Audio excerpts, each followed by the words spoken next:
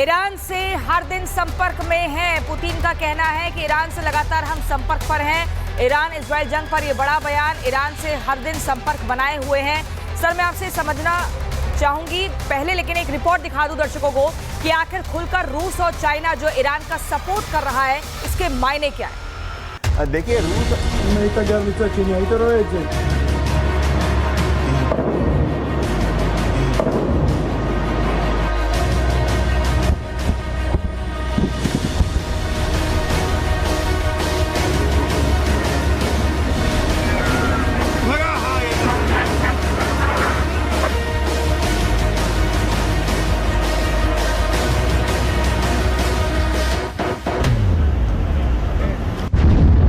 Iran और Israel की जंग अब भीषण होती जा रही है। इजराइल ईरान के तेहरान में कोहराम मचा रहा है, तो ईरान की बैलिस्टिक और हाइपरसोनिक मिसाइल के बाद अब क्लस्टर बम से इजरायली शहरों में बारूद बरस रहा है। और अब इस जंग पर रूस ने अपना रुख बिल्कुल साफ कर दिया है। पुतिन ने सख्त संदेश देते हुए यह बता दिया कि वो ईरान के साथ डट कर खड़े हैं। और तो और उन्होंने परमाणु सहयोग को लेकर भी अपना स्टैंड पूरी ताकत से दुनिया के सामने रख दिया। रूस के राष्ट्रपति व्लादिमीर पुतिन ने दुनिया को दो टूक संदेश दिया और यह साफ कर दिया कि ईरान के साथ परमाणु सहयोग पर कोई समझौता नहीं होगा। ईरान और रूस की परमाणु साझेदारी पूरी तरह सुरक्षित है और दोनों देशों के बीच भविष्य में ये बदस्तूर जारी रहेगी। पुतिन ने रूस की नीयत पर सवाल उठाने वालों को भी जमकर फटकार लगाई और कहा कि रूस अपने सभी अंतर्राष्ट्रीय साझेदारों के प्रति जिम्मेदार और भरोसेमंद रहे। Saint Petersburg International Economy Forum में बोलते हुए पुतिन ने यह साफ कर दिया российская армия наступает по всем направлениям на все. कि ईरान के बुशहर परमाणु ऊर्जा संयंत्र में काम पूरी तरह सामान्य है। वहां मौजूद किसी रूसी कर्मचारियों को नहीं हटाया गया है। सभी रूसी इंजीनियर अभी भी काम कर रहे हैं। ईरान को अंतर्राष्ट्रीय कानूनों के तहत परमाणु ऊर्जा के शांतिपूर्ण उपयोग का पूरा अधिकार है। रूस उसकी वैध सुरक्षा जरूरतों का समर्थन करता रहेगा। Создавать по всей линии государственной границы с Украиной.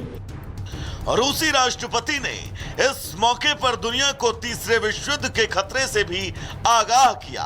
पुतिन ने कहा कि मिडिल ईस्ट समेत सभी क्षेत्रों में युद्ध की संभावना बढ़ रही है, जिससे दुनिया पर तीसरे विश्व युद्ध का खतरा मंडरा रहा है।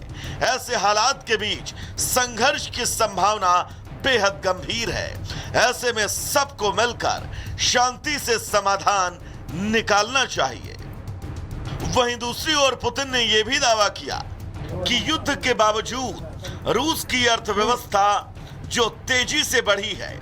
रूसी राष्ट्रपति ने कहा, Во-первых, потеряли там 76. रूस और चीन के बीच 2030 तक रणनीतिक सहयोग को और मजबूत किया जाएगा।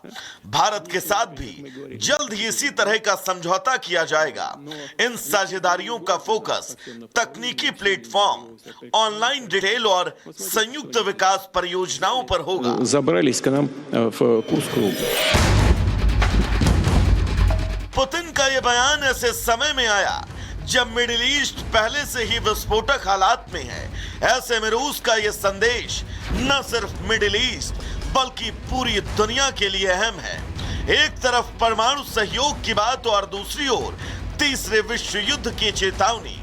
पुतिन के ये शब्द आने वाले दिनों की बड़ी तस्वीर का इशारा दे रहे हैं।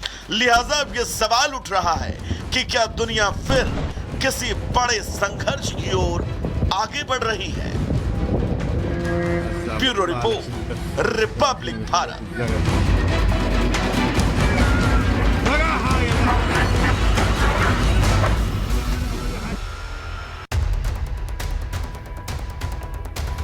तो यूके देवनाथ सर, आपसे ही समझना चाहेंगे, जिस तरीके से पुतिन जो है वो लगातार ईरान के संपर्क में है, लेकिन खुलकर रूस और चाइना ईरान का सपोर्ट कर रहे हैं, इसके पीछे वजह क्या है और मायने क्या है।